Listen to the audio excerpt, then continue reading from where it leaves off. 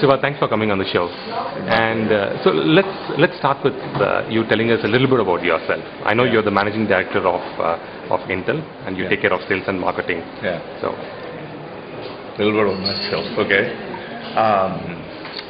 Boy, that's a tough one. I've been with Intel a long time.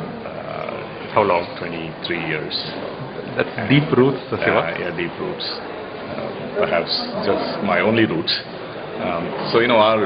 We see our job as sort of using the benefits of technology, benefits of ICT in various spheres of human development and driving them as deep into the market as possible.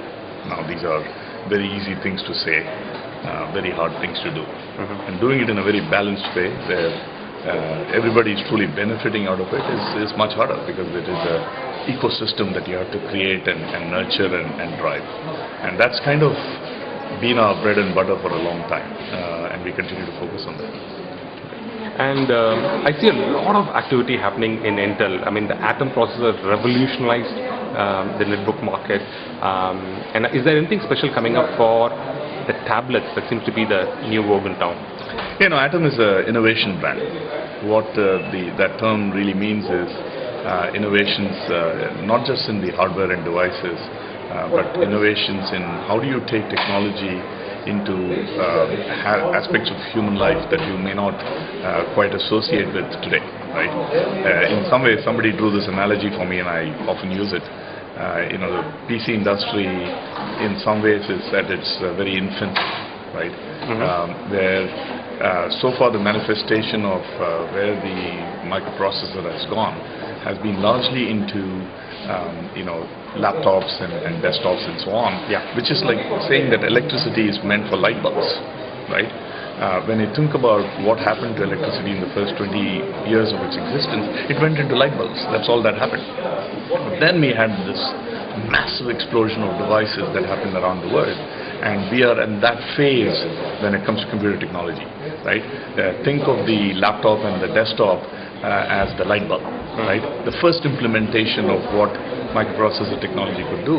Now microprocessor technology, led by products like the Atom, will take the deep integration of the capability into every aspect of life, where you might actually not even know that there is technology involved.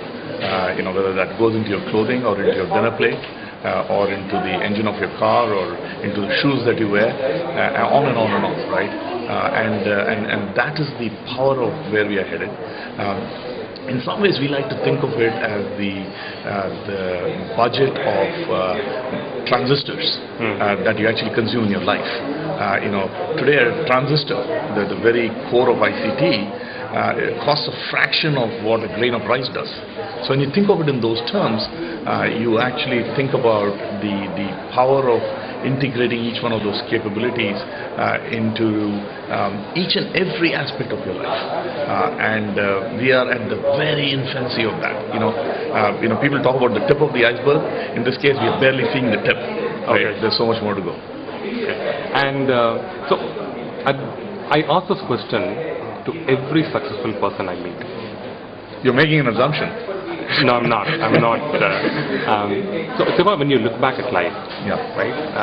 Not just 23 years at Intel, but also into your entire professional life. Tell me about your high points in your life. Something that you look back with a lot of pride. The highest points in your life comes out of some unsaid things or unspoken words. When you get a true smile in a child's eye, or a gleam in their eye when they use something that they don't actually even know how it came into their lives. We were in a very rural part of India where a school child once told us that her best day of school is Tuesday, and she was asked why, and she said that's the day the computer bus comes to my school. And when people just say simple things like that to you, you get touched for the rest of your life. And I think those are the things that you sort of live for. Question number 2. Yeah. Your biggest challenges that you face, and more importantly, the lessons you faced from it. you learn from? I think the biggest challenge is how do you really deliver the benefits of all of the innovation and all of the things that can actually solve real problems.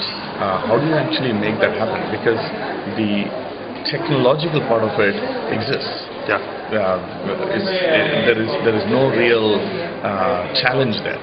It is how do you package it and deliver it where it goes and actually solves the problems that it is capable of, whether it is of clean drinking water or whether it is providing sanitation, providing cheap, clean transportation, providing education, providing healthcare.